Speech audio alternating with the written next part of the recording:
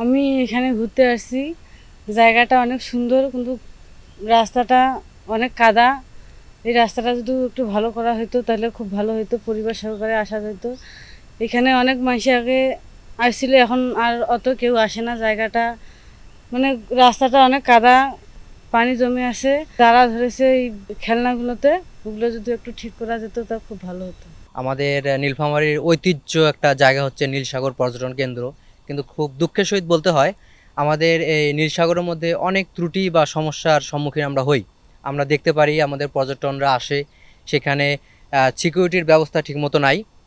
রাতের বেলা পর্যটন এসে থাকবে, রেস্ট হাউসের জন্য রাতে কোনো সিকিউরিটি নেই, আবার তারা থাকতে পারে না, কোনো রেস্ট হাউস নাই। দ্বিতীয়ত হচ্ছে আমাদের একটা জাদুঘর অনেক আগে, দীর্ঘদিন আগেই তৈরি করা হয়েছে, কিন্তু জাদুঘরের কোনো সংস্কার, দ্বিতীয় জাদুঘর বর্তমানে আমাদের বন্ধ।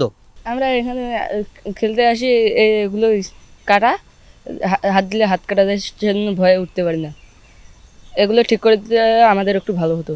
এখানে যে আমরা আসি, যখন স্কুল ছুটি থাকে তখন আমরা দোলনাগুলোতে খেলতে আসি, দোলনাগুলো ভাঙা, সেজন্য আমরা খেলতে পারি না। আমাদের বন্ধুরা আসি, আমাদের বন্ধুরা খেলতে পারে না। এই জায়গায় নিরাপত্তা নিয়ে অনেক সমস্যা, যা হচ্ছে যে মনে করেন এই জায়গায় অনেক পর্যটক ঘুরতে আসে, বিশেষ করে হচ্ছে ট্যুরিস্ট পুলিশ এই জায়গায় থাকার কথা, তাদেরকে প্রতিদিন আসার কথা, ঠিক আছে, কিন্তু তারা দেখা যায় প্রতি সপ্তাহে একদিন করে আসে।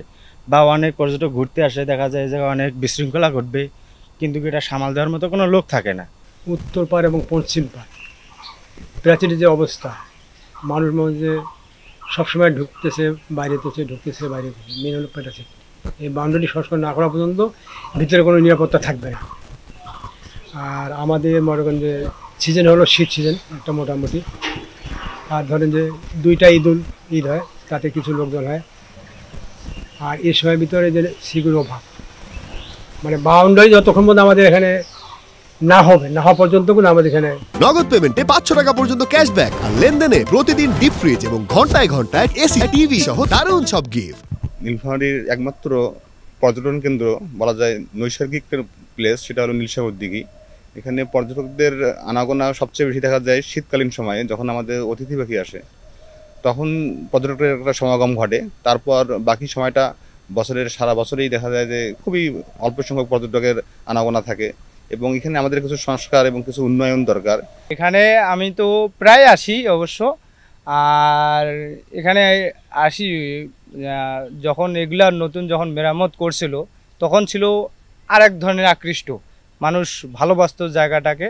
কিন্তু এখন দিন দিন হয়ে যাচ্ছে কি, এই যে আমাদের জন্য যে বসার জায়গা তৈরি করছে, এগুলা পানি জমে আছে, এগুলার অনেক সমস্যা দেখতেছি। যেমন আমি এটাতে যে বসে আছি, এটা এই যে পানি পড়ার কারণে এগুলো কিন্তু ওই জং ধরে গেছে, এগুলো নষ্ট হয়ে যাচ্ছে, এই যে ক্ষয় হয়ে গেছে। আমরা এলজিডি থেকে একটা প্রজেক্ট নিয়েছি, ভিতরে রাস্তাঘাট এবং বসার বেঞ্চ সহ সৌন্দর্য বর্ধনের একটা কাজ করেছি। জেলা পরিষদ থেকে আরও 2টা প্রজেক্ট নিয়েছি, যেখানে একটু ইয়ের ভিতরে গিয়ে মানে বসার জায়গা ছবি তোলার জন্য একটু 20 থেকে 30 ফিট ভিতরে ঢুকাবো একটা ইয়ে, তার মধ্যে 2টা জায়গাতে বসে যাতে দাঁড়াতে পারে, বসে যাতে উপভোগ করতে পারে।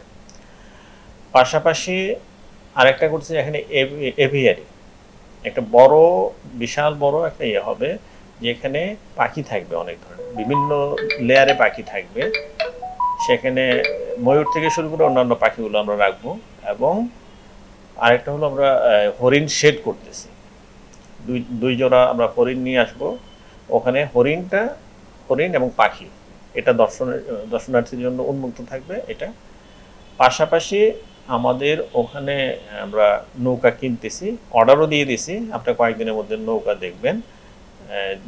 দুই থেকে 3 রকম, একটা থাকবে শুধু মাছের ফিড দেওয়ার জন্য, আর 2টা থাকবে ছোট নৌকা, মানুষ শেড সহ মানুষ যাতে বেড়াতে পারে। আরেকটা থাকবে বড়, যেখানে 20-30 জন একসাথে এটা এনজয় করতে পারবে।